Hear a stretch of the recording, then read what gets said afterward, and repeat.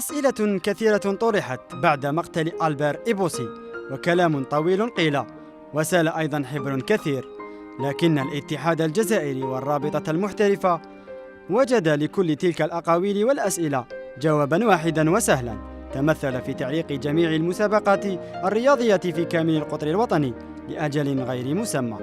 قرار من شأنه التأثير على الأندية المحلية بعد مرور جولتين عن انطلاق الموسم الكروي الجديد من جميع النواحي،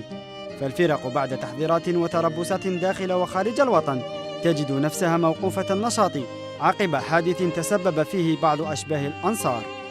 الشيء الذي يؤثر على لاعبيها من الناحية البدنية والمعنوية ويستنزف مجهوداتها وإمكانياتها المادية